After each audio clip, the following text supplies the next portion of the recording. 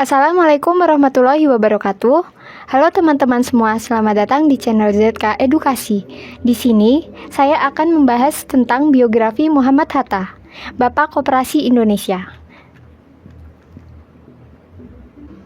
Sejak merdeka, nama semakin dikenal di seluruh penjuru dunia.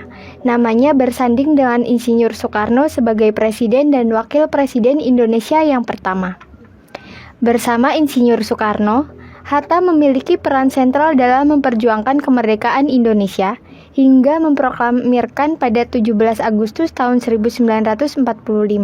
Sebelum menjadi wakil presiden, pria yang akrab dipanggil Bung Hatta tersebut pernah menjabat sebagai Perdana Menteri dalam Kabinet Hatta I, Hatta II, dan RIS.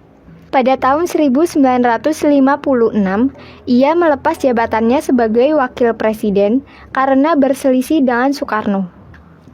Semasa hidupnya, Hatta dikenal akan komitmennya pada demokrasi. Ia juga memiliki banyak sumbang asih di bidang ekonomi, khususnya terhadap perkembangan koperasi Indonesia, hingga ia diberi julukan Bapak Koperasi Indonesia. Latar belakang keluarga Muhammad Hatta lahir dengan nama Muhammad Attar pada tanggal 12 Agustus 1902 di Bukit Tinggi, Sumatera Barat. Ia merupakan anak kedua dari pasangan Haji Muhammad Jamil dan Siti Salehah. Sejak usianya baru menginjak 7 bulan, Hatta harus ditinggal ayahnya yang meninggal dunia pada usia 30 tahun.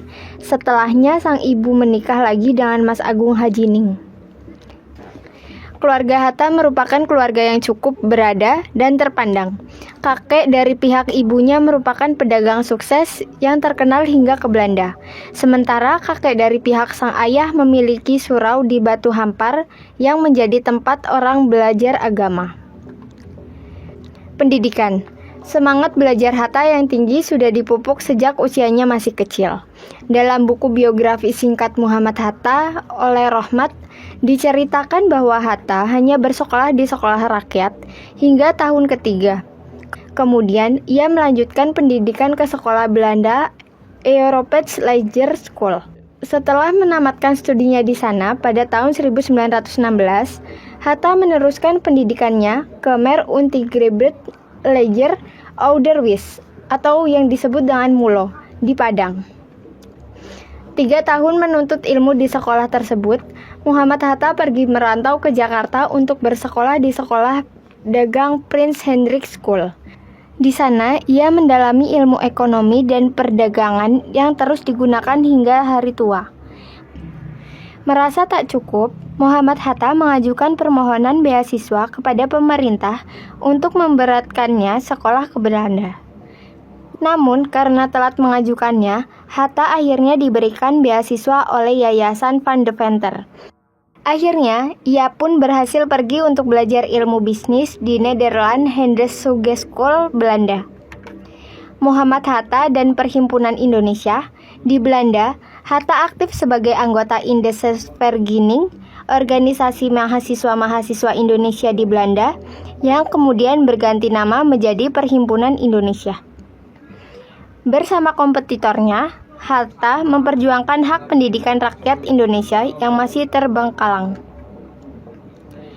Berkat kemampuannya itu, Hatta terpilih menjadi Ketua Perhimpunan Indonesia pada tahun 1926 dan berhasil membawa organisasi tersebut lebih maju, hingga diakui sebagai pos terdepan pergerakan kebangsaan Indonesia di Eropa.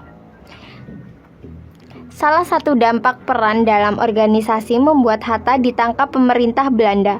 Namun, pada akhirnya dibebaskan karena Hatta melakukan pidato pembelaannya yang terkenal Indonesia Free atau Indonesia Merdeka.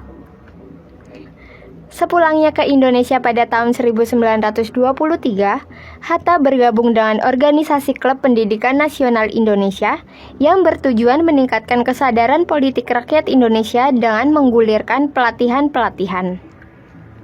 Pada tahun 1934, bersama Sejahrir, Hatta diasingkan ke Digul, Papua. Akibatnya, aksinya yang menentang pengasingan Soekarno kala itu.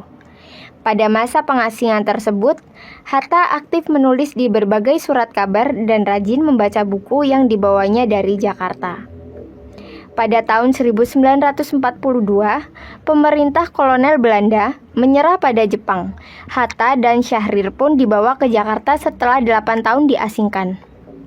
Pada awal Agustus tahun 1945, Bung Hatta ditunjuk sebagai Wakil Ketua Panitia Persiapan Kemerdekaan Indonesia dan ikut merumuskan teks Proklamasi Indonesia. Pada tanggal 18 Agustus tahun 1945, tepat sehari setelah kemerdekaan Indonesia diproklamirkan, Soekarno dan Hatta diangkat menjadi Presiden dan Wakil Presiden Republik Indonesia yang pertama. Akhir hayat Bung Hatta atau Muhammad Hatta wafat pada tahun 1980 dan jenazahnya dimakamkan di Tanah Kusir, Jakarta. Pada 23 Oktober pada tahun 1986, pemerintah Indonesia melalui Kepres nomor 081 TK 1896 menetapkan Hatta sebagai pahlawan nasional Indonesia. Sebagai bentuk penghargaan, namanya diabadikan sebagai nama Bandar Udara Soekarno-Hatta. Sekian untuk pembahasan kita pada kali ini, semoga bermanfaat. Bagi kalian semua, jangan lupa like, comment, subscribe, serta nyalakan lonceng notifikasi untuk mendapatkan info penting lainnya. Terima kasih. Wassalamualaikum warahmatullahi wabarakatuh.